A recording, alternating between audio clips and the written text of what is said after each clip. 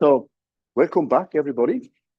And the topic today is a kind of, wrapping up of the Lipkin model with the details related to project number 1. Then, so we will discuss codes and theory, remind you a little bit of why we measure on all the qubits instead of just the 1 qubit as has been done in many textbooks previously. Then I'm going to talk about something which is called the Jordan-Wiener transformation, which allows you actually to transform a more general Hamiltonian in second quantization. And what you're going to see then is essentially, if you want to put this in a kind of just few words, for those of you who are familiar with the annihilation and creation operators, this is the linear algebra variant of the annihilation and creation operators.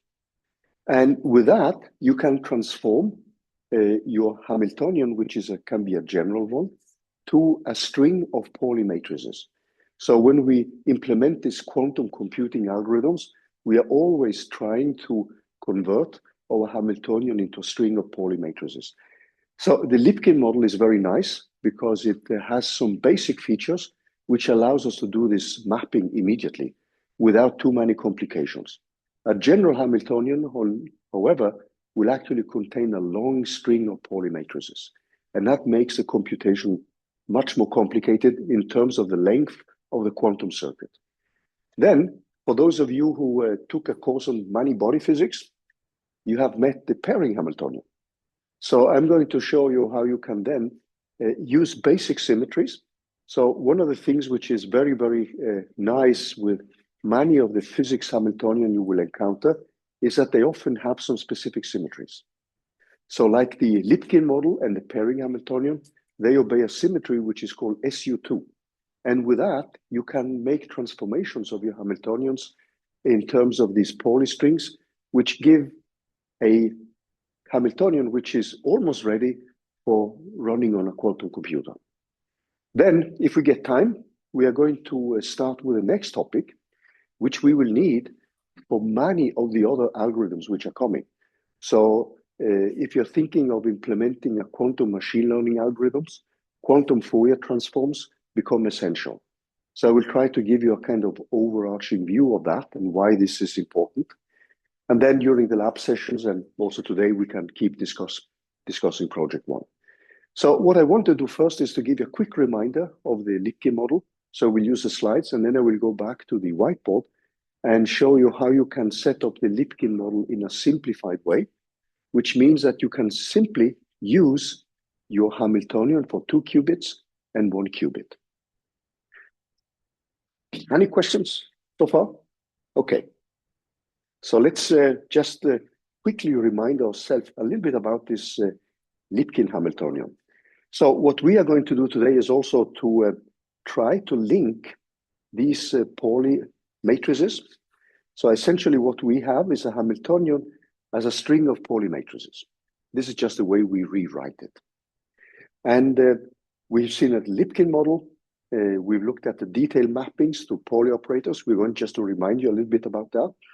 But then when we look at the Jordan-Wiener mapping, we are going to go back to a standard way to represent the Hamiltonian, which is given in terms of creation and annihilation operators. And one of the famous cases is a model which was introduced in nuclear physics, but it's actually inspired by the Nobel Prizes which we had in superconductivity, and it's just called a pairing Hamiltonian. So what we have done till now, so this is just some notation which I will use through the rest of the lecture, and we are just coming back to this. But in order to derive the Lipkin model, we use this kind of collective operators, these angular momentum operators, and we rewrote the Hamiltonian then in terms of a set of Pauli strings. So this P alpha can just be a set of Pauli strings to the power, tensor product, depending on how many qubits we are having. So this notation here, I guess this is familiar with you. So this means that if this is 2, this is just a tensor product of x times times y, c times x, c times y, c times c, etc., etc. And then we've been looking at how to estimate the energies with a VQE. So later, these are actually results which we will need later. So I'm just anticipating.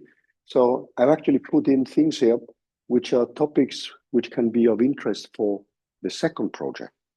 And there is an algorithm here which some of you may actually be interested in.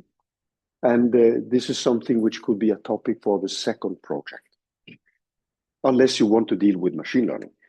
But let's go back to the Lipkin Hamiltonian and look at the way we can transform a Hamiltonian in second quantization, like the Lipkin Hamiltonian, which is a specialized case, and we can rewrite it in terms of these quasi-spin operators. So this is the Hamiltonian which we started with. So V controls the pair scattering. For those of you who took up course in many-body physics last year, at least 2 of you here, and I know that some of you online as well, you have seen this Hamiltonian and the interpretations of it. Actually, that was the first midterm, and transforming that to a quasi-spin formalism is something which is straightforward, but pretty boring. When somebody says straightforward, you always have to be suspicious. And these operators, they satisfy the standard commutation relations for spin, or quasi-spin as we call them. And the basis states for the Lipkin model, the way we set them up, are given in terms of the total spin and then the spin projection. And in our case, if we now look at this system, which has 4 particles, which is one of the examples in project 1, 4 particles in 8 single particle states. In total, then, there are 70 states if we just set up a brute force Hamiltonian matrix to be diagonalized. However, with this clever transformation, we can reduce a matrix which is 70 by 70 to diagonalize down to a matrix which is 5 by 5. So these are often the kind of transformations or simplifications which you can do over a Hamiltonian eigenvalue problem in terms of introducing specific symmetries of the Hamiltonian. So, and for those of you who have some background in quantum mechanics, you have probably encountered this kind of reductions of the dimensionalities. And often when you include some specific symmetries like the spin symmetry here, or quasi-spin symmetry, you can often reduce the dimensionality of the problem by 1 order of magnitude. So here you're going from 70 because you have 8 single particle states and 4 particles, and the way you can distribute them is just a binomial of 8 and 4, which gives you 70 states, and you reduce that to 5 states if you have a spin equal to 2, total spin 2.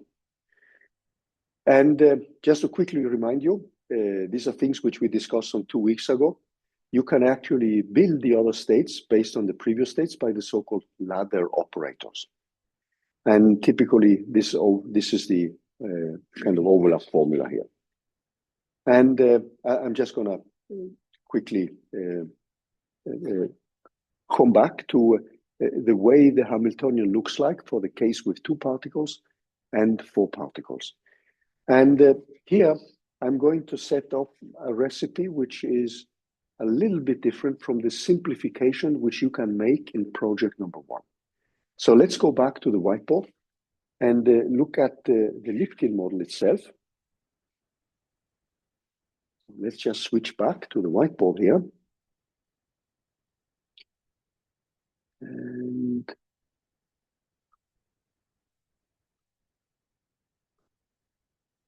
so that was just a quick reminder about the Lipkin model itself.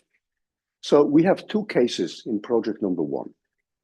So one case is with 2 particles. Now let me just switch color here, sorry. So with the n equal 2 and the Lipkin Hamiltonian, what we have then is a single particle state, which is defined by having a spin down. It has an energy minus epsilon.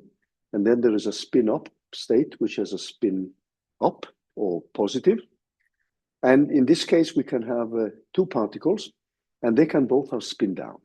So they occupy 2 slots, which we just call P equal 1 and 2. So with 2 particles, what you can make then is a total spin J equal to 1. And this means that you can have projections which are -1, 0, and 1. We would then label the states as a state with J equal to 1 and a given JZ. So that means that the states we are getting would be states 1, -1, and then we have 1, 0, and finally we have 1 and 1. So these are the states which we can make. That would be the computational basis when we then set up the Hamiltonian matrix to be diagonalized. And then the Lipkin Hamiltonian, so in this particular case, if we don't use the symmetries, then what we would have would be the binomial factor, the number of configurations, is in this case equal to the binomial factor of 4 single particle slots, because we have slots here as well, but these are unoccupied. So we have 4 slots and 2 particles, and that means that we get 6. However, when we make this transformation to the quasi-spin formalism, we can actually reduce the dimensionality to 3 times 3. And then the Hamiltonian matrix, which we have to diagonalize, is a Hamiltonian matrix, which now is actually quite interesting, because what we have is that when we look at the Hamiltonian matrix, we will set up J and JZ. So the total J is conserved. So we write the same J here, but we can have different JC primes. So that means that we can connect, let's say, a state with projection -1 with a state with equal to 0. However, for this specific Hamiltonian, the way when we set up the Hamiltonian matrix is so that we can only connect J equal to 1 and -1 and J equal to 1 and +1. So they do not connect. If we calculate a matrix element for JZ equal -1 with JZ equals 0, that is actually equal to 0. So what this gives us is a Hamiltonian which looks like, and let me just bring it up because we put it up last week. So the Hamiltonian matrix is a Hamiltonian matrix when we now reorganize it. It looks like -epsilon, where we can simply set a given parameter for that one, V and epsilon, and then 0, 0, and W. Now, in this particular case, what we have done is to reorganize the Hamiltonian matrix so that this specific row corresponds to J equal 1 and JZ equal -1. This row here corresponds to J equal 1 and JC equal to +1. And the final one is J equal to 1 and JC equal to 0. So what does that mean for us? Now, what it means, if you now look at this matrix here, you see now that these 2 blocks do not connect. So you could now bring everything into 2 matrices, one which is just given by a diagonal one. So this will be the -epsilon of V and epsilon. And that, for us, translates into a 1-qubit problem.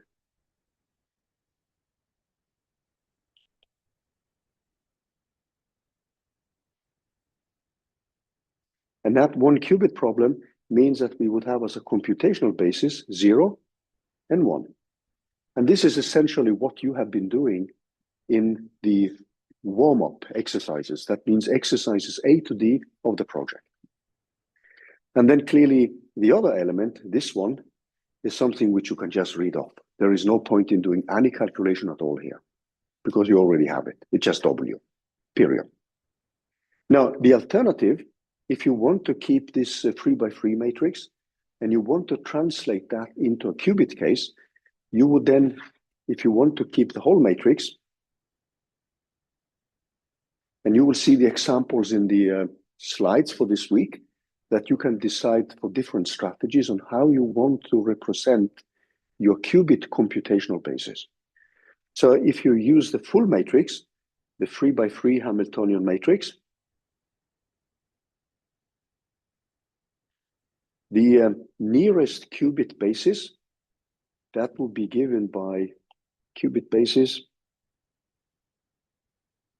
which will be 0, 0, 0, 1, 1, 0, and 1, 1. So that means that you have a 2 to the power of 2, that is 4 computational basis states.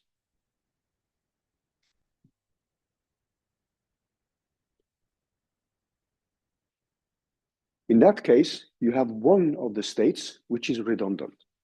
So we have to be sure that when we run the calculations, that we don't let this state interfere with the eigenvalues for the ground state when we implement the VQE. So in the slides, you will find an example on how you actually do that. So today I'm just going to switch a little bit between the whiteboard here and also the slides and the Jupyter notebook. Now, the next case which we have is the J equal 2 case. And then we have 4 slots here. It's still a spin down minus epsilon. And then we have 4 slots here. So these slots are 1, 2, 3, and 4. And then we have the 4 particles here. So this is an answer for the ground state. And in this specific case, you see now that the total spin is J equal to 2. And JC can then go from -2 up to 2 here. In this case, the number of configurations, since we now have 8 slots, is actually equal to 8 and 4, which is then 70. But when we introduce this quasi-spin formalism, we reduce this to a 5 by 5 Hamiltonian matrix. Now, for this case as well, there are specific symmetries which are given by the Hamiltonian. And in this specific symmetry, what we have is that the matrix elements with JC equal, and I'm skipping J equal 2 now because it's 2 for all the states.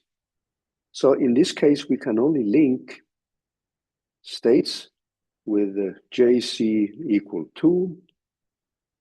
JC, if I now put up the, sorry, not that one, equal 2 here, and then H, and then JC.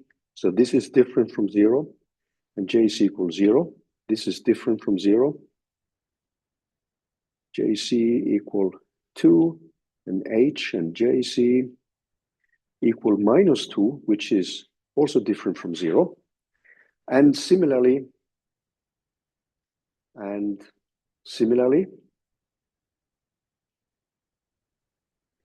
for the states with the JC equal 0 and JC equal -2. So that means that there's going to be of the 5 by 5 matrix, there's going to be a subblock, which is going to be a 3 by 3 matrix. And also what we will have is that if I take JC equal to 1 of H and I connect with the even values, so JC equal even, this is always 0. So we can now set JC equal ±1. If we connect an even value, that will also be 0. So that means that when we set up the Hamiltonian matrix, we can again reshuffle the matrix elements, because the way we order these specific states, this is something which we defined. So the Hamiltonian matrix which we get, and let me quickly remind you, because this is roughly where we ended last week. So we get a matrix which looks like this. So we have -2 times epsilon. We have 6 square root times V, 0. We have 6 times V, and then we have 4 times W. We have square root of 6 times V. Then we have 0, 6 times V, and then 2 epsilon. And then we have the next block here, which is minus epsilon plus W, 3V, 3V, and epsilon plus 3W. So if we now mark these 2 blocks, so this block which you see here does not connect with the other block. It means that here we have 0 and 0. And in this particular case, what we can do is simply to take this block, which now is the block of JC equal ±1. That is a 1 qubit case. 1 qubit. So we would use as a computational basis 0 and 1. So it means again that the code which you develop for exercise B and C is something you can reuse here. And the only thing which changes are just the coefficients. Then the next case which you see here is something which we can increase. If we do some padding here and put zeros, we would then have a computational basis 0, 0, 0, 1, 1, 0, and 1, 1. And one of these will be redundant. So this will be a 2 qubit case. Okay. So this was roughly a kind of repetition of what we did last week. So one of the things which I also wanted to say a little bit about before we go back to the slides is the measurement which has been done traditionally before the VQE algorithm was introduced, I would say up to 2014 roughly. And then you would typically make a measurement on only one of the qubits. Now, if you look at the diagonal elements, so the elements which you have here, they can be mapped in terms of the Pauli Z matrix. And I'm going to give you the recipe after the break, not during the lecture here, because when we looked at this previously, we just cooked up a way to partition the diagonal matrix elements in terms of Pauli Z matrices and the identity matrix. So we'll come back to the derivation of that so that you have the formula for actually taking a Hamiltonian, which is more than a 4x4 Hamiltonian matrix, and transform that one into Pauli Z matrices. But in principle, what we have, if we look at a problem like this and we map this into a string of Pauli matrices. So let's say mapping. And now we take the 4x4 Hamiltonian, a 4x4 Hamiltonian matrix. What we end up with then is something which contains operators of the following type. We get the following Pauli strings, and these are the diagonal matrix elements, strings of the type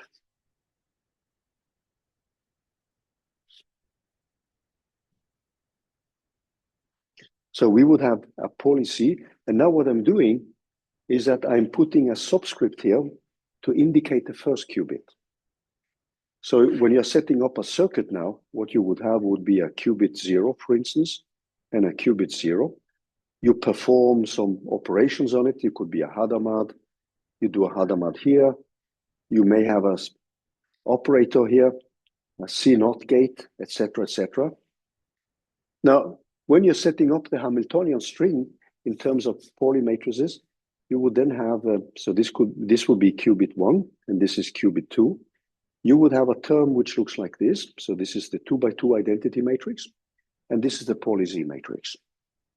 So if you then look at this, this is just 1 minus 1, 0, 0, and this is equal to just 1, 1. But you will also get terms like this one, 1 and Pauli Z2.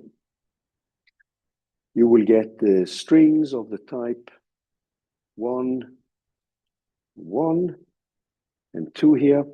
And then this just moves on, C1, or tensor product with 2, and then X1, tensor product X2, etc., till Y1 and Y2. Now, when you were making the measurements in the old way of doing that, when you did not measure on all qubits simultaneously, then you would typically make a transformation of these specific gates, which you see here, or these strings of Pauli operators. You would just make a transformation so that you could make the measurement in the basis of the first qubit. So let's take a closer look at this. So this is a small digression before we move back to the case where we make the measurement on all the qubits. So when we are going to make a measurement, what we typically end up doing, and let me just fetch back the notes.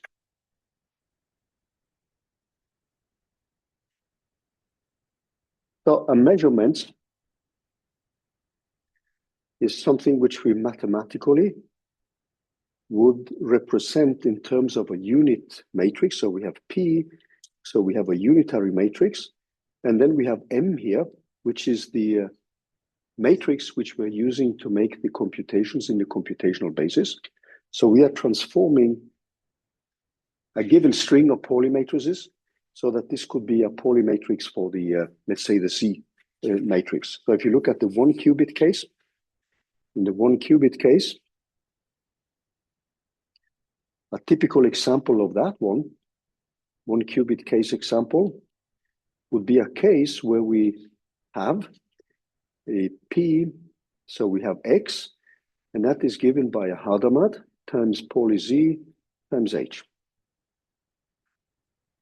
If you think of the Y gate, this is given by a new transformation where we have the phase gate times a Pauli Z times H times S. So in this particular cases, what you have is actually a transformation which we are making so that we can make the measurement in the Z gate. For the C gate, which is then the matrix which has the computational basis as eigenstates. So if you look at this matrix C with 1 here, when we set it up, this is the same as 1, 0, 0, 1, and then we have 0, 0, minus 1, 0, 0, and minus 1. Now, if we act on this, so if we are making the measurements on the first qubit, what you will see then is that you actually get the correct eigenvalues. So if you now look at the measurement of this Z times 1, acting on 0, 0, and you're then going to project down the first qubit, what you get is 0, 0. So this is actually acting on the first qubit. If I take the same matrix, so this is an element in my Hamiltonian. So when I take the diagonal elements and I transform them into a string of Pauli matrices, this is one of the types of Pauli matrices which I will get. When this now acts on 0, 1, this is the same as 0, 1. There is a plus. And this is also correct because now if we are making the measurement on the first qubit, this has the correct eigenvalue. It's plus 1. Then if I take the next one and I take 1, 0, then this gives me minus 1, 0. And still, if I'm making the measurement on the first qubit, this has the correct eigenvalue. Then I can take Z1 and do the final case on 1, 1. I will get minus 1, 1. So this specific matrix, which we get from a 2-qubit Hamiltonian, if we use the old-fashioned way of making the measurements, this is actually going to give me the correct eigenvalues in the computational basis, which is now the 1-qubit basis, 0 and 1. So what you will see then is that for that specific combination which you have, this specific rewriting of the diagonal matrix elements gives us something which, if you measure 1 qubit, is doable. However, if I already start with that one, you will start to see differences. And I will just give you some few examples on the kind of problems which you may have. So if I now take a matrix like let me see, where did I put it here? Yeah, if I take my next case, which would be I times Z, if I set that one up and make the measurement on the first qubit, the first case is going to give me 0, 0. The next one of 0, 1 is going to give me minus 0, 1. So if I make the measurement on the first qubit, which is actually this one, because I make a rotate, if I just keep it as it stands, then this will actually give me the wrong result. So what I would need to do then, when I have it like this, and I insist on making the measurement on one of the qubits, this is something which was introduced in the early quantum computing algorithms, then I would actually have to transform this one so that it looks like this one. And then I can make the measurement. So if I continue along these lines, let me just set up the final results. It's actually not so difficult to see this, that this is the case, 1, 0. Then I'm going to get 1, 0. And if I measure on the first qubit, this should have been minus 1, because the first qubit is 1. And then I have because I'm making the measurement in a computational basis. And if I take 1, 1, this is going to be correct. So that gives me 1, 1. But that's essentially because the C operator acts on the second qubit. So if I insist on using the more old traditional prescription, and I make the measurement on only one of the qubits, then I would actually have to map this matrix. So what you would have then is to reset this C matrix. So let me just put it up here. I think I put it up somewhere. Let me just see. So what I want then is that this C, I want to rewrite it like this. And this is going to be given by or rather the opposite. So I have this identity matrix with a Pauli Z matrix, and that needs to find a unitype transformation so that I can actually transform that matrix into this matrix again. And then I can perform the measurement on the first qubit. So this is a traditional way by which it was done. And that specific transformation here, which we have, is actually given by a matrix which is called the swap matrix. So let me just remind you of that one. So the swap matrix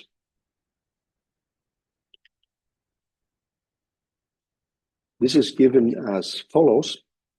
So it's a matrix which looks like 1, 0, 0, 0, and then I have 0, 0, 1, 0, 0, 1, 0, 0, and then I have 1, 0, 0, 0, like that. This is a matrix you can rewrite as an identity plus XX plus a Pauli Y times a Pauli Y plus a Pauli Z times a Pauli C divided by 2 here. So what it's actually doing is that it's going to swap specific states. So if you now have 2 qubits and one is in the state psi1, this is how you would put it graphically. And then we swap the states. And then we have a psi2, a psi1. This is normally written as this circuit. And you will see that when you act on the swap gate on a specific state, it actually changes the 2 middle states. So it swaps a 0, 1 to a 1, 0. Now the thing, if you look at the swap gate, the operation of it, so swap on 0, 0, it doesn't do anything. Swap on 1, 1,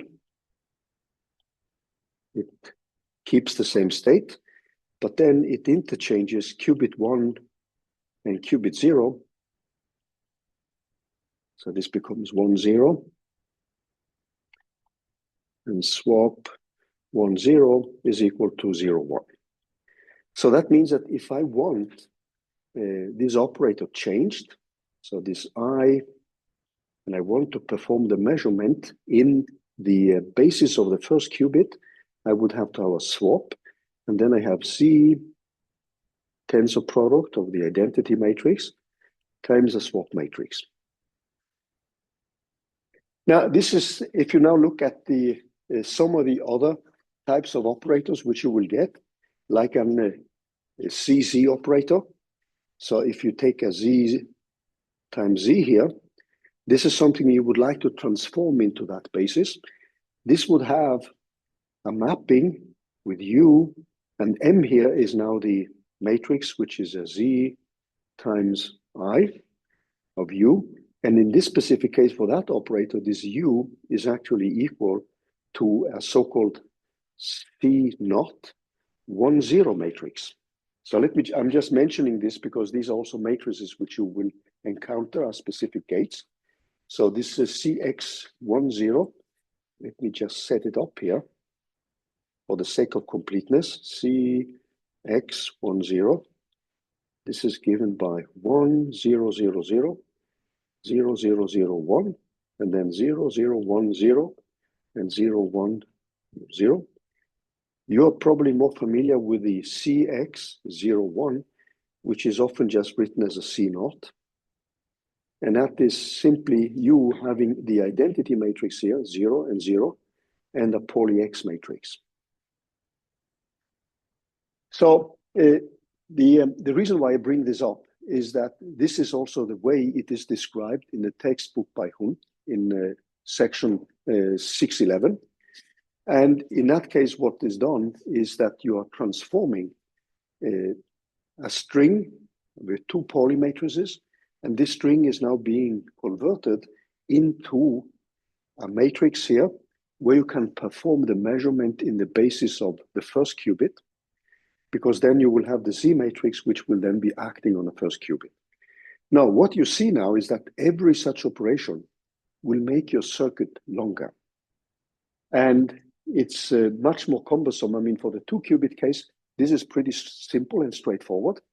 You still have to do all these operations. And there is a table in the textbook where they actually list all these possible combinations. But every such unitary transformation is an operation. And this is one of the reasons why in modern quantum computing algorithms, you make the measurement on all the qubits, because this really lengthens the type of operations which you have to perform. So I just wanted to mention this because sometimes it can be a little bit confusing when you read some older textbooks that they make the measurement on first qubit, but then you have to make a transformation of all the strings of poly operators so that you end up with something which looks like C tensor product of the identity matrix or strings of identity matrices. So this was a kind of digression. Now, what I want to do now is actually go back to the slides, and I'm going to set up the way you can run the calculation for the Lipkin model. And then after the break, we are going to look at the Jordan-Wigner transformation, which then will also explain how we can transform in an elegant way all the diagonal matrix elements and how they are linked to standard many-body physics. Okay. So let me then stop sharing this one. And let me just take this one out and then go back here. So we're going to go back to the whiteboard. No, not the whiteboard, but the slides for this week.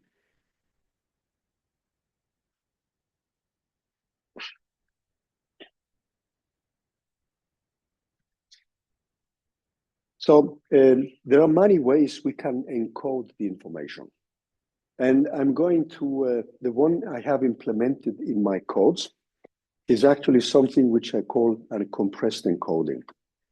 So we have 4 particles. So the compressed encoding of quasar spin for the Lipkin model, remember now that the spin is equal to 2. So it's a 5 by 5 dimensional problem. And with the number of qubits, the way I can include that one is to have 3 qubits. Because with 3 qubits, I have 2 to the power of 3 computational basis states, which means 8 states. This is the way I have implemented it in the program. You also have something which is called direct collective mapping, which I'm just going to leave as additional information if you want to look at it. But the one I have coded in my lecture notes and in the Jupyter notebook is the one which is called compressed encoding. So if we now just go and look at what is included in the code. So we start with n equal to 4. We know that the spin is 2. This is dimensionality. And that means that we need at least 3 qubits to be able to represent the same dimensionality.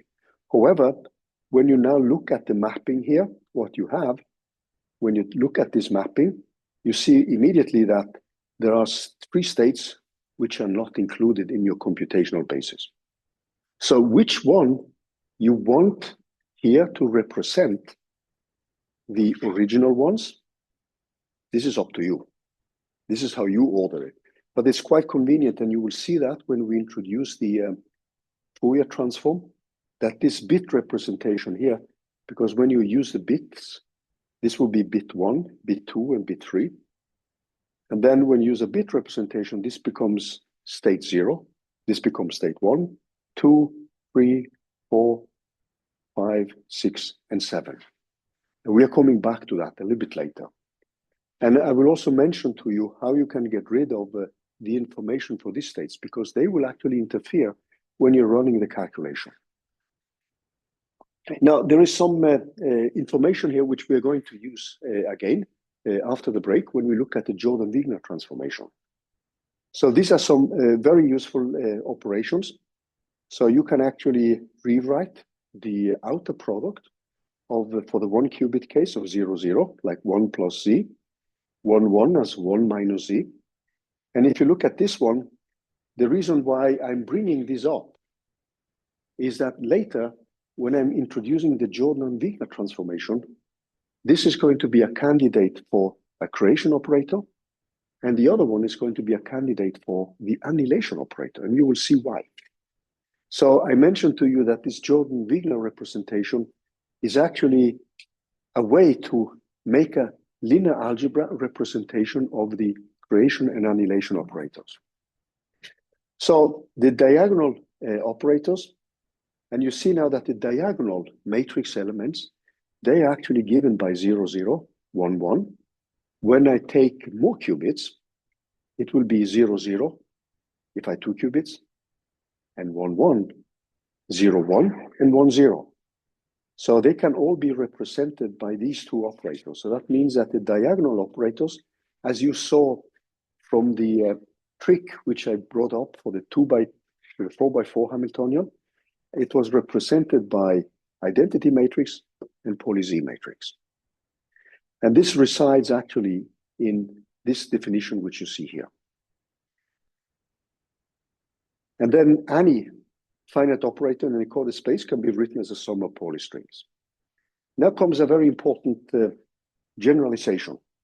So if you now remember for the Lipkin model, so let me go quickly back here.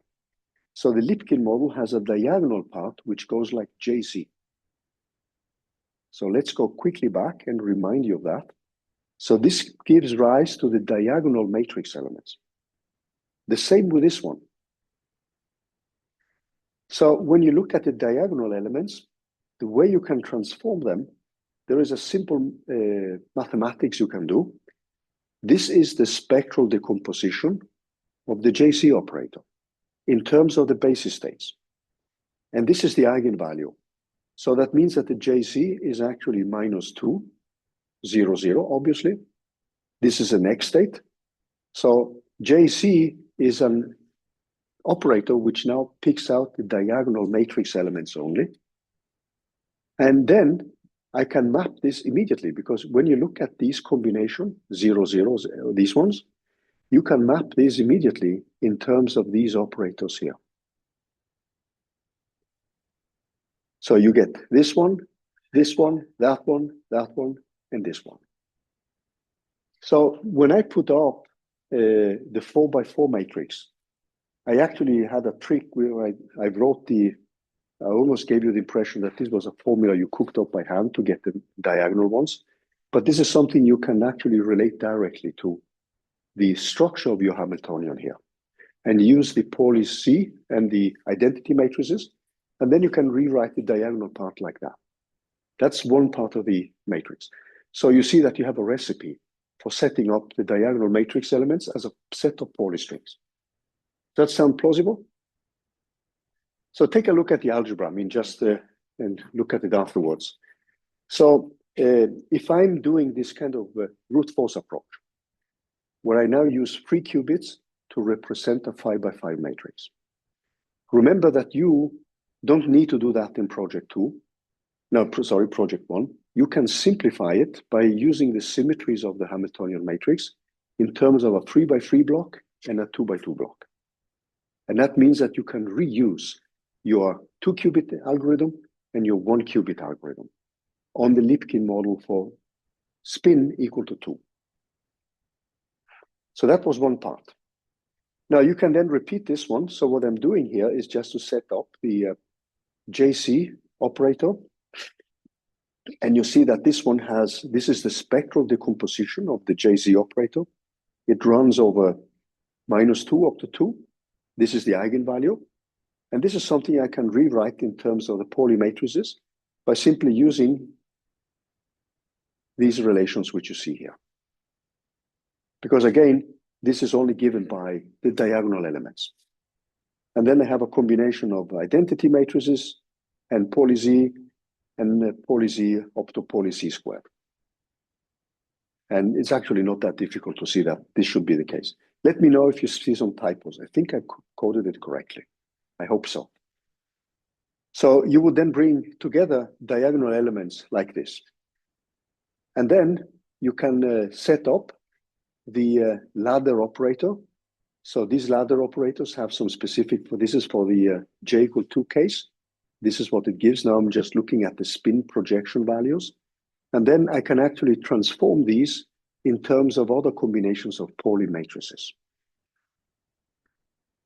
So when I'm setting up a circuit now to make the measurements, since I'm making the measurements on all the qubits, one is unaffected, X needs to be transformed by a Hadamard times Pauli Z times a Hadamard. So this obviously makes the circuit a little bit longer. C is okay, X needs to be transformed, X and X need to be transformed, and the same with Y and Y here. So these matrices need to be transformed when you make a measurement on all the qubits. But you don't need to make this mapping, which I mentioned earlier, in terms of swap gates and C-not gates, because that really lengthens the circuit which we include in order to make the final measurements. So this will be the final Hamiltonian when we bring everything together, all these beautiful expressions which you have here. This is what it would look like when we plug in the Lipkin Hamiltonian. So this is the code, this is the expression which I have encoded in the Jupyter Notebook. However, in the Jupyter Notebook, what I'm doing is that I'm not implementing the shots. I'm just actually setting up the gradient calculation using a quasi-Newton method. And I just called scientific Python and the optimization pattern. So I'm cheating in the codes simply also because I want you to set up the number of shots, because else you would essentially have the answer to the project. But this is the way the Lipkin Hamiltonian would look like if you want to use 3 qubits. This is not needed for the project because you can reduce your 5 by 5 matrix into these 2 smaller blocks. This is normally what I would recommend doing, because then you can just reuse your 1 qubit code and your 2 qubit code.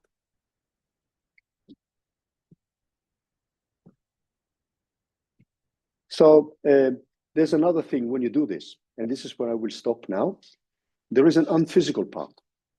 And the problem is that when you now run with 8 computational basis states, there is always the risk that these unphysical states will come in. And what you often do then is that you multiply this with a larger number, so it doesn't mix into the calculation of the ground state. So that's a common trick which is often used.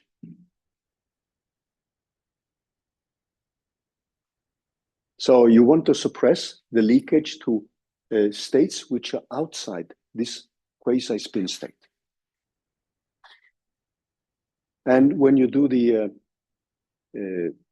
j equal 2 case, when you reduce it to a 1 qubit case and a 2 qubit case, the 2 qubit case will have a redundant state. And that can give you spuriosities in the calculations of the eigenvalues. So just keep that in mind. Eh? So I went a little bit over time. I just leave this one as something which you can study, because this is another way to actually directly include the collective spin realization. This is for a 6-particle case. So in that case, you would have a 7x7 matrix. And with 6 particles, you have total spin 6. But now I'm just replacing that with a 6 qubit case. Take a look at that one, because after the break, this is just an alternative. But after the break, what I wanted to discuss is the Jordan-Wigner transformation and the codes. Any questions so far? So the reason why I bring in this second stuff here is that this can be relevant for the second project, if you're interested in simulating more realistic Hamiltonians. And when you do that, I would normally recommend to use Qiskit, because Qiskit has a software suite which couples with tables of realistic Hamiltonians, and they do the transformations into Pauli strings for you. Okay, let's take a break. I went a little bit over time, but I just wanted to wrap up this thing before we take a small break.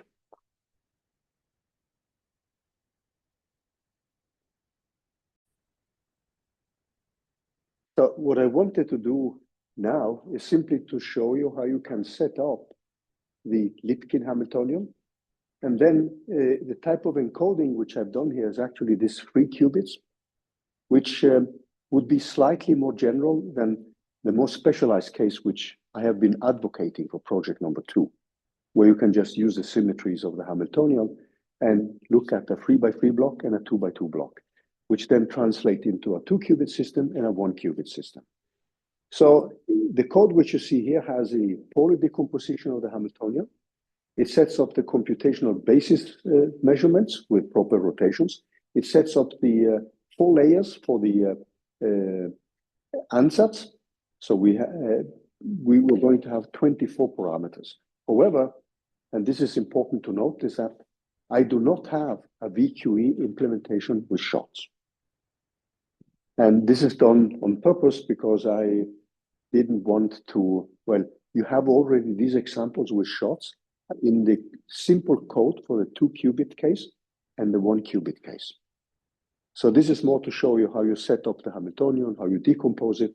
And then I simply used a scientific Python optimization part with a quasi-Newton method. But basically what you would have here, so let's just quickly run through some of these things. And it sets up the Pauli matrices and the 3 qubit operators. So these are the different Pauli 3 qubit matrices. So these are just functionalities. It sets up the quantum gates. So you see the Hilbert space is a Hilbert space, which now has, with 3 qubits, it has 8 computational basis states. Then I'm setting up the quantum gates, and I just check that it rotates properly. And then finally, what I'm doing now, and you will see that there are 3 states here which are redundant. So in principle, when you are setting up these matrix elements to 0, when you perform the calculations, in principle, these states should not affect your calculation. But you can always have some rounding errors because you're not calculating the derivatives exactly, and there may be some spurious mixings. And that's why people often just drive them to high values, like we discussed before the break. And here I'm simply doing the encoding of the states. And you see now this is the mapping which I'm doing. This is my lovely Lipkin Hamiltonian, which is encoded here. It sets up the 5-dim operator because I'm going to diagonalize that and find the eigenvalues. And I want to compare that one into the Lipkin Hamiltonian for the other cases. So this just embeds it into the 8 times 8 matrix, so there will be zeros. And here I just pick values for these parameters. And now I just put W equal to 0 for simplicity. So I set up and I check that the Hamiltonian is constructed correctly. I diagonalize, and then you see that the eigenvalues, these are the eigenvalues, and this is the value I want to reproduce. Another thing which is useful to see is that this is the kind of symmetry which we have been advocating. So the lowest lying state is the one where all spins are pointing down. So that has a J equal to minus, JC equal -2. And as I said before the break, we don't mix state with odd JC projections. That means that this matrix splits into a 3x3 block and a 2x2 block. And you see that when you diagonalize here and you look at the structure of the eigenstates. Now, depending on the value of the interaction, this coefficient here, 0.75, can be larger or smaller. That depends fully on what kind of value I plug in for V and epsilon. Then the next case is the Pauli decomposition. Nothing particular, so I decompose 8 times 8 operators into Pauli bases. So this is done here. And I'm finding the terms which are the largest ones. And you remember that these terms are terms which are then driven by in particular the diagonal elements. And we will also have XX and X, ZZ elements and YY elements times Z.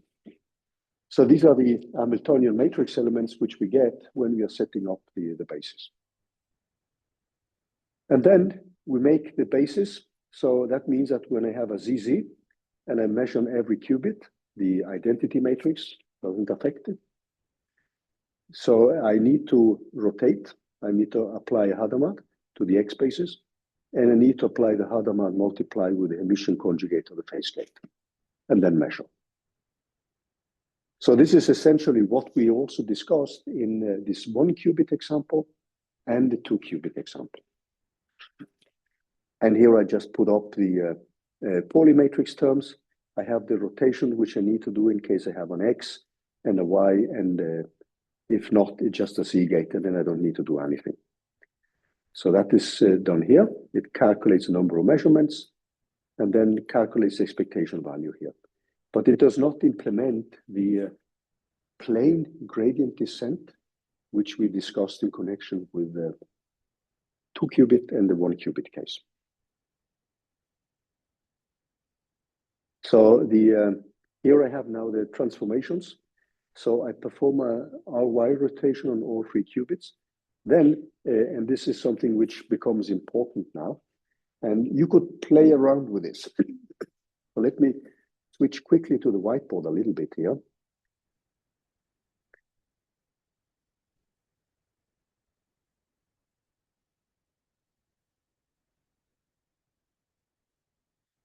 So since in this case, I'm setting up a situation with 3 qubits,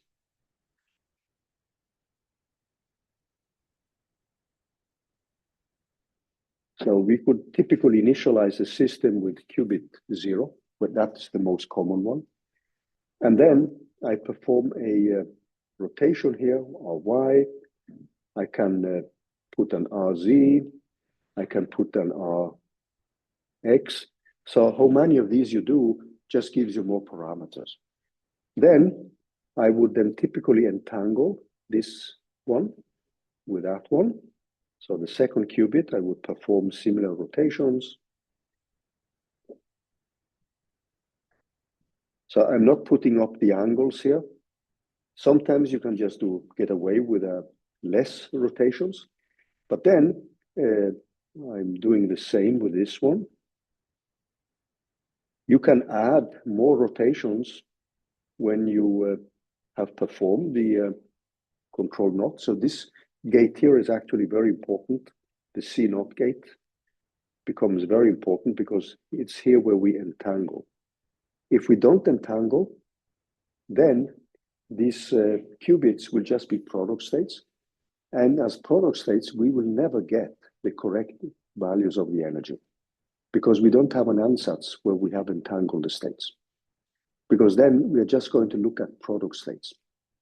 and then we will never be able to get what we want in case we have correlations. If you have zero non-diagonal matrix elements, this is going to be the solution. If you have non-zero non-diagonal elements, then clearly you need to make an ansatz where you have entangled the qubits. So you could do this now, or you could do it later, but typically what you would do then is that you could do a new entanglement here with the third qubit. This could be your ansatz. In this case, you would have 9 parameters. The C0 gates do not include any parameters. In my case, I actually have 24 parameters. So I'm actually exaggerating a little bit here. So you can play around with how many such layers you want to have, okay? This is just an ansatz which you make. And as I said, this is something which we call a parameterized quantum circuit.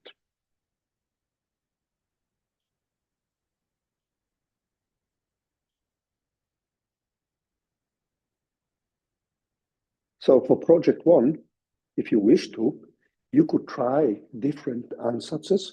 You could try without the C0 gates and with the C0 gates and see what you get. Alternatively, you can make an exploration in the second project where you actually study different ansatzes if you don't want to do it now. So this is something which I leave to you when we are going to define the second project. Okay, so let's go back to the Jupyter notebook.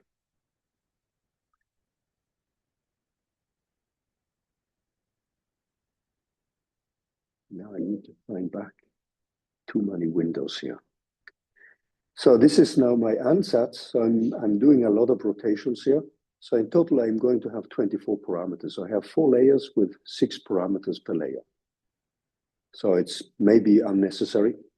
So I test the norm of the state, which I have. It should obviously be normalized, and check unitarity. That's something which is always useful. And then I'm setting up the VQE with the exact evaluation. And then if you run that one, you will now see that the VQE energy is basically the same as the exact one. And in my case now, I'm actually calling the minimization function, which is provided by Scientific Python. And you will recognize a well-known quasi-Newton method, which is, I always forget correctly the name of all the people. It's Broyden, and I think it's Farberg, Goldberg, and Shannon. So this is a quasi-Newton method where you use the second rule to calculate the second derivative. Are you familiar with these methods, like the Broyden's method? Broyden's method is when you have a Newton method, you have, if you want the roots of a function f of x, then Newton methods can say that you can update the roots of that function, which then depends on the value of the function at the previous value divided by the derivative. Instead of calculating the derivative, you would calculate it by using the second rule. Are you familiar with the second rule? Does that ring a bell? Okay, I see that it doesn't fully ring a bell. So let me just remind you quickly of that one on the whiteboard, so that I'm just not throwing names. So the second rule is actually if you look at the first derivative, you know that the first derivative of a function at x of k plus 1, the next step, is something which we can approximate with f of x of k plus 1 minus f of x of k divided by x of k plus 1 minus x of k. And this is normally what is used. So typically what you want is that f of x of some specific value is equal to 0. This is what you want in that case. And that means that you get an algorithm where x of k plus 1 is given by the previous value minus f of x of k divided by the derivative of x of k. This is essentially Newton's method when you're looking at the roots of a function.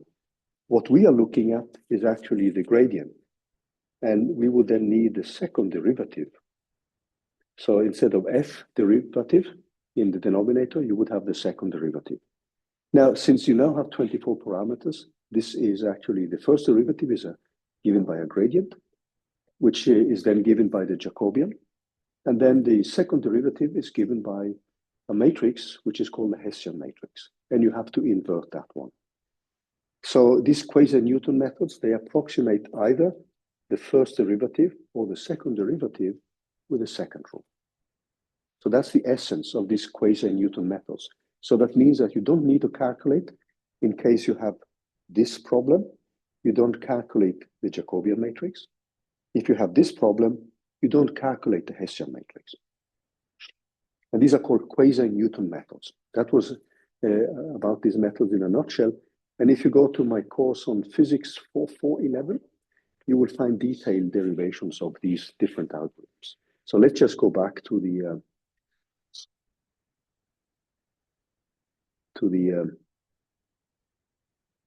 Jupyter Notebook.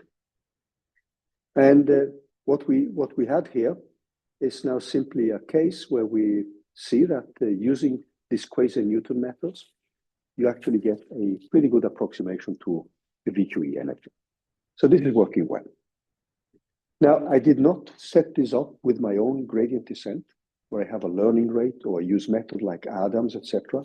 So this is something I did not implement here. Okay? So in a certain sense, what I'm doing here is not to simulate the way you would simulate this algorithm on a quantum computer. This is just an entirely classical calculation and just a rewrite, a classical rewrite of a diagonalization problem, period. Okay?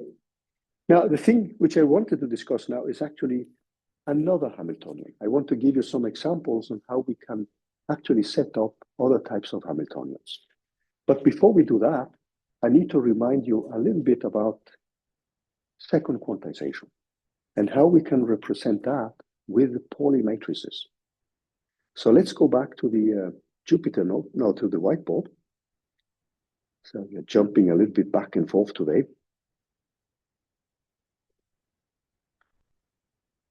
And the rest of the lecture is actually going to deal with something which we will call the Jordan-Wigner transformation.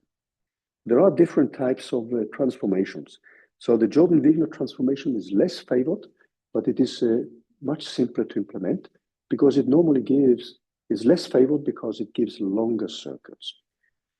So a typical Hamiltonian, if we now write it as an operator, is now given by a one body part plus an interaction piece. And if I write this in second quantization, this is often written out as a sum over a given number of states, I. And then I have some single particle energies. I have a creation operator and an annihilation operator. And then I have a two-body interaction where I now sum over different states, P, Q, R, S. So I am now summing up over states up to, let's say, the Fermi level. So this is a system of fermions. And I would have some integrals, V, so this is an operator V, can be an interaction. And I'm setting up this as anti-symmetrized matrix elements times creation operators. So this is the traditional way you would typically represent in second quantization, which is a misnomer actually, because there is nothing like a first quantization and a second quantization. The better name is actually a number representation because the spatial degrees of freedom are included into this integral and into this integral. And then we simply keep track of how many particles occupy a specific state. Now, in this case, these operators obey an anti-commutation rule, which is given. So for those of you who've taken a course in many-body physics, this is pretty obvious. A P, and this is equal delta PQ, Kronecker delta. And then I have the AP, AQ, which is equal to AP dagger, AQ dagger, which is equal to 0. And these operators are then defined so that AP acting on the true vacuum, 0, gives a state where I have filled in a single particle state P with one particle. So these are fermions, and we're assuming that a single particle picture is actually meaningful. And then I have that AP acting on the vacuum, so this 0 is just plain emptiness, is equal to 0. We also have that AP acting on a state P gives back the vacuum state. So we remove a particle in the state P. And then I have an AP, if that is acting on P here, that is also equal to 0 because I'm trying to put in more than one fermion in one single particle slot. So if I have two fermions, I have A1, A2, dagger acting on the vacuum state. This is something which I would label like 1, 2 here. So that means that there is one particle in slot 1 and one particle in slot 2, and these slots point to quantum numbers. So you can think of 1 and 2 as being pointers or containers, which then point to the specific quantum numbers which specify that single particle state. So this is read something like 2 particles in state 1 and 2, and this is assumed to be anti-symmetrized. So this is a determinant in first quantization when you deal with all the spatial degrees of freedom. There is also an important operator, which is the number operator, NP, which is given by, so I'm putting a hat on it because it's an operator that is an operator which then simply counts the number of particles in a state.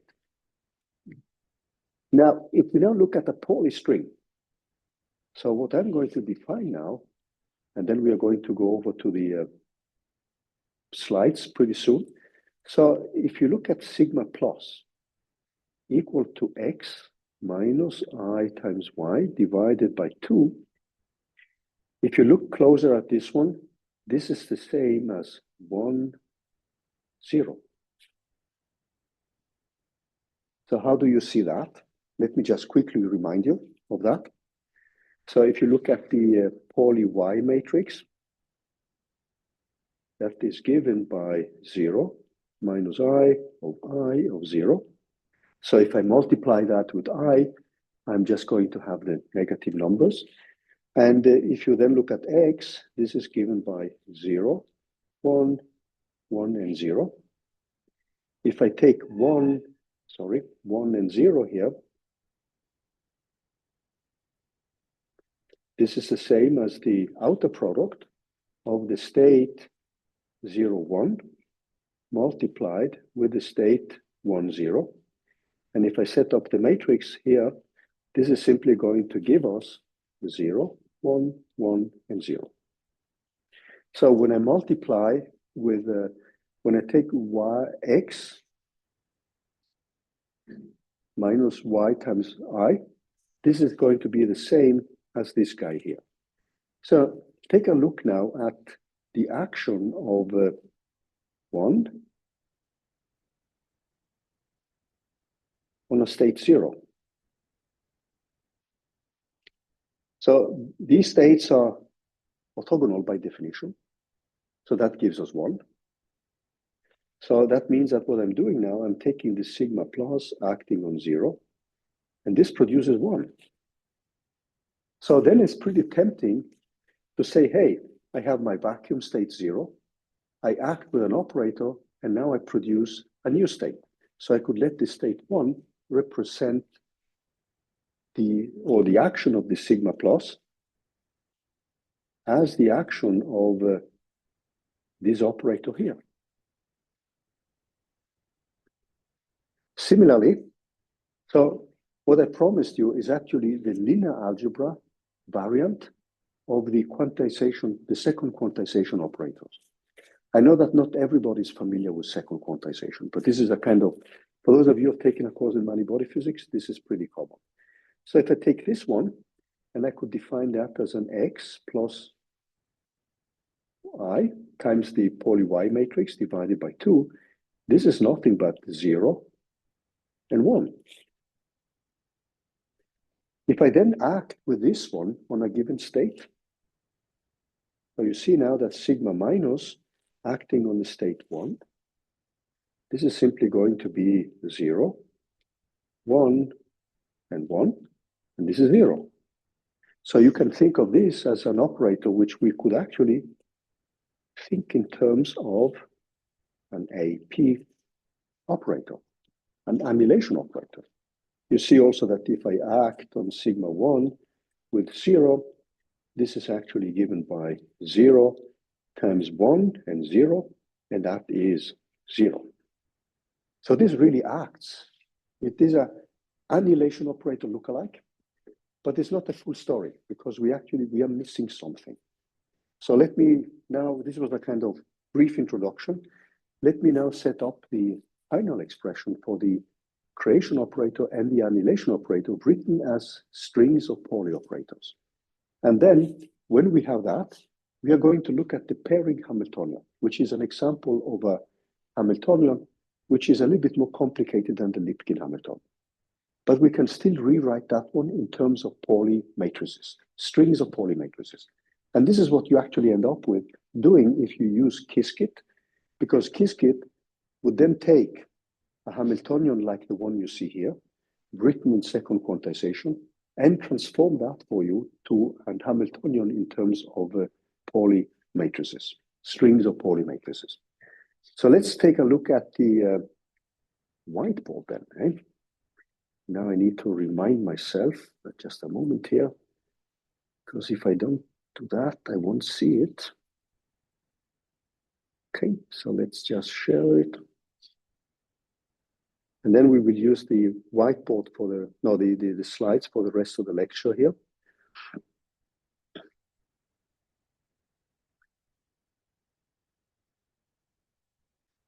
So this is roughly what we want. And if we look at the fermionic basis state, that is typically defined in terms of the number of particles you have in a state. So if I have 10 single particle states, 10 states and 4 particles, then you could distribute these particles in a given way. So some of this would be occupied and some would be unoccupied. And you typically have a hierarchy. So this transformation to a second quantization, this space is normally called Fock space, after a Russian physicist. And what we are going to do then is a kind of mapping from this space to the qubit space. This is non-trivial because the fermionic signs must be reproduced correctly on the qubits. So what we want is actually that this is now, if you think of these operators, we want to change them into strings of Pauli operators. That's essentially what we're going to do. And the standard one is actually Jordan-Wigner. This is actually the most, I actually, as I said, I like to think of that as the linear algebra variant of second quantization operators. But then the one which is normally used is normally called the Bravi-Kitaev mapping, because that leads normally to shorter quantum circuits. We will not discuss that in the course. So as I showed you on the whiteboard, these are some assumptions we are making now. If you look at these linear combinations of Pauli X and Pauli Y matrices, then we could actually, if fermions were distinguishable, we could simply make this interpolation. But this fails, in particular, if you're looking at the anti-commutation relations. It's pretty easy to see that when you implement these operators. So you must insert this parity string that counts the number of occupied orbitals before a given site, because when you're setting up these states, you're using a hierarchy. So you're ordering the states, so you can think of slot 0, slot 1, etc. And in each one of these slots, since these are fermions, you can have one particle. These are spin-half particles. If you have spin-free half particles, then you would have 4 possible values. So you have to be a little bit careful here, because you have, in this case now, you're assuming that you have only spin-half particles, and then you can have 0 and 1. This is the number of particles you can have in each slot. So this is the kind of hierarchy you would use. And if you want to do that, the way you would actually have to set up these operators is a mix. And now you see the complication. Because clearly, if you have many single particle states, then this is going to give us many poly Z matrices. But this is actually the mapping of the, if you now place these into the anti-commutation rules, you will see that these operators here actually obey the standard fermion creation and annihilation anti-commutation rules. So this is actually the Jordan-Wigner transformation, and it is your linear algebra equivalent of the second quantization operators. So this is often called the parity string, and you can see that because you need to count or you need to return a factor because you have a specific ordering of the states. And if you look at these guys here, when Z acts on 0, you get back 0. And when Z acts on 1, you get back -1. And that means that this one, it will typically return a factor when it acts on a specific basis state. And that's the fermion sign, which is picked up by the creation and annihilation operators. So for those of you who have taken, actually for those of you who have followed a course like Physics 4480, many-body physics, you have seen this kind of fermionic way of ordering the states. So I apologize for those of you who have not taken a course in many-body physics. And then it's pretty straightforward to verify that this relation holds. So try it out. I mean, it's actually not that difficult. And then when you square them, when you square all the Pauli matrices, they give you the identity matrix. That's a feature of the Pauli matrices, which is extremely nice. And that means that I can write this guy like that. And if you look a little bit closer at that expression and the one-body part of the Hamiltonian, the one-body part of the Hamiltonian is actually something which I can translate like this. So if you look at this one, if I just set up these two operators, then we'll quickly see that this just gives you the identity. So try this out by setting in the definition here, just as a small exercise. Then you can quickly see that this one becomes that. And now comes the magic formula. You remember that when we set up the diagonal matrix elements of the Hamiltonian, there is a part of the diagonal matrix elements which do not refer to the interaction, but to the single particle energies. And this epsilon p, these are your single particle energies. So if you think back to what we put up when we set up the Hamiltonian matrix for the qubits which we have, then this is actually the way we would map these single particle energies in terms of Pauli Z matrices and obviously identity matrices. So these are some important relations, and that gives you essentially the formula for how we translate the single particle term in the Hamiltonian operator. Okay? So try this, just to run these calculations. It's actually not that difficult to see that this is the case. So when you have that, then we have to be a little bit careful. So if we look at this string here, this one, so I'm just setting up the results, a term like this one where you have different single particle energies, that actually maps into a string of Pauli operators where these P's and Q's are then defined by the number of single particle states which you have available. So if you have just two single particle states, then you will obviously only have contribution from two single particle operators. So if you now look at the reason why I'm setting this up now is because I want to pave the ground for the pairing Hamiltonian, which some of you have seen in Physics 4480. And here we're going to use many of the symmetries of the Hamiltonian as well.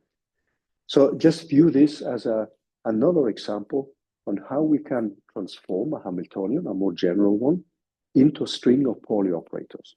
And this is actually what is normally done when we have Hamiltonians which go beyond the simple Lipkin model or the Ising model, which is already written in terms of Pauli operators, the Heisenberg Hamiltonian, etc.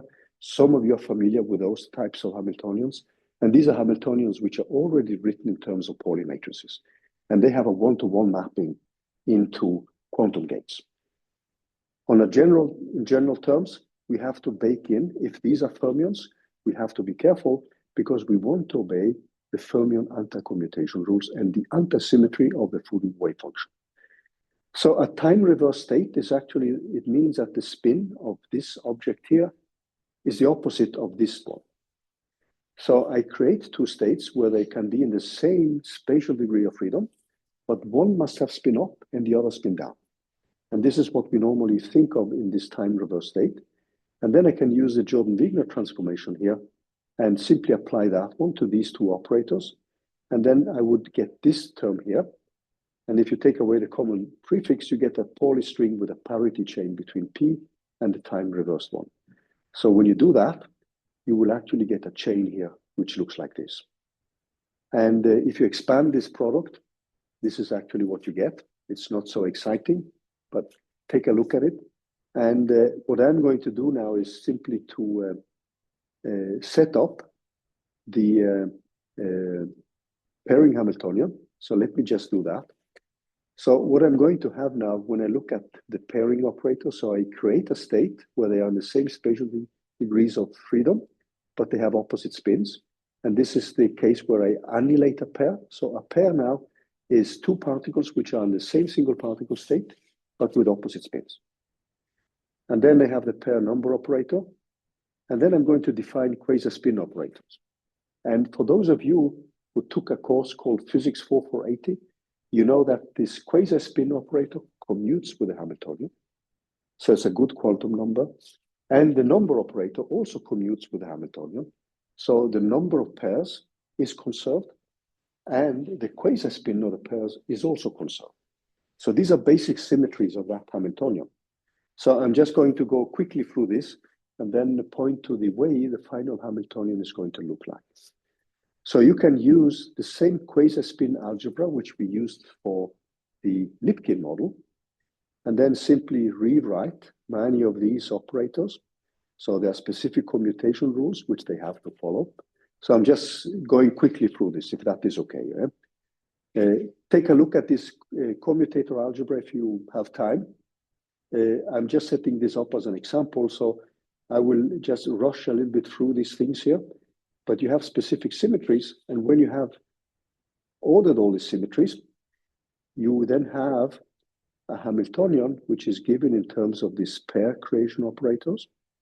There is a number operator, which is given by this. And this is something which I can then rewrite in terms of the quasi-spin operators, as we did for the Lipkin model. So with the Lipkin model, we translated everything in terms of quasi-spins, which we call for J.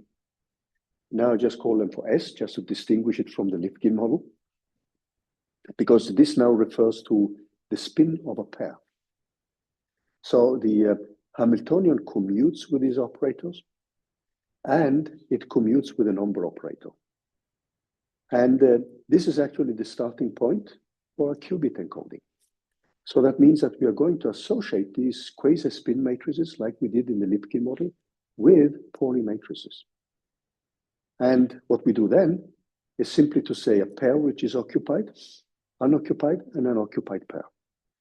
And then we simply define these operators here for occupied pair, unoccupied, and when this acts on, this removes a pair, this creates a pair.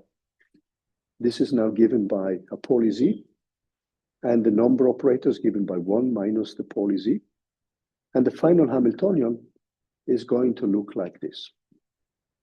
So what I'm going to have is a coupling between pair of qubits, and then I have this operator C operator, and I have the Pauli X and the Pauli Y. So this is essentially how I can now rewrite this specific Hamiltonian. So I can now rewrite it in terms of constants. And in the Jupyter notebook for this week, what I've done after the Lipkin model is actually to implement this case here. And I compare it with exact diagonalization. So this was an example on how I can transform. I went a little bit quickly through it because many of the quasi-spin symmetries are just boring exercises. So I just wanted to set up the final expression, which you can get here, but where you have used a specific symmetry of the Hamiltonian. That often simplifies things.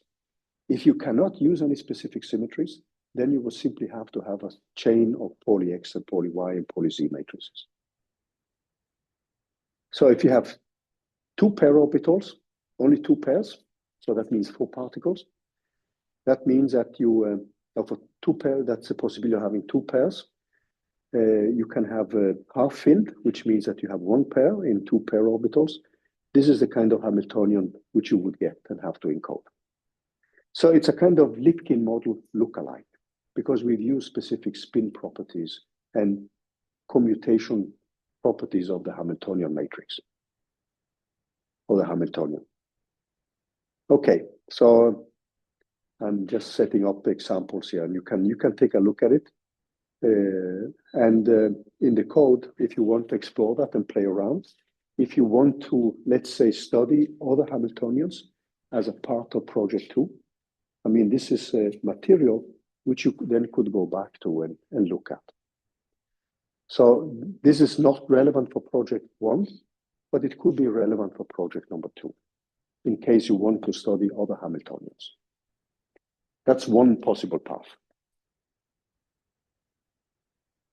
Okay, so next week, I'm going to dive into, so I'm going to stop with the VQE, and we are going to dive into quantum Fourier transforms. So I didn't get to that point, and I will remind you of the standard Fourier transforms.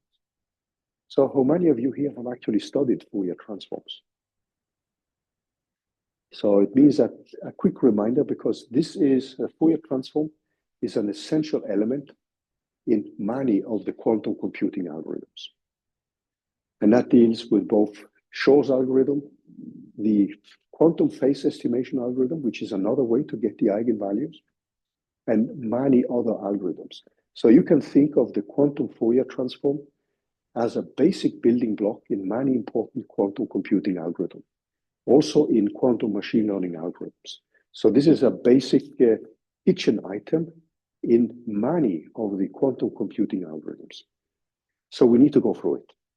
We have avoided it now because we have focused on the variational quantum eigensolver.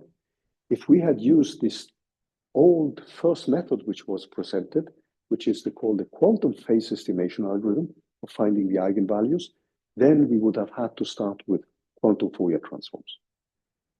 So this is the reason why they come late, because normally in a course in quantum computing, they would come almost immediately. But we have focused on the VQE, where we don't need to do a quantum Fourier transform.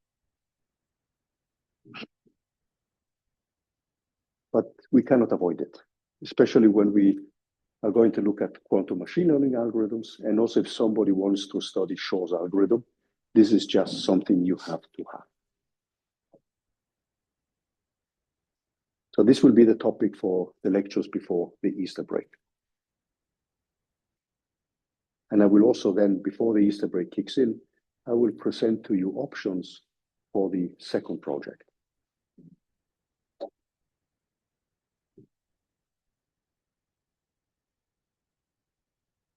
Okay, we stop here.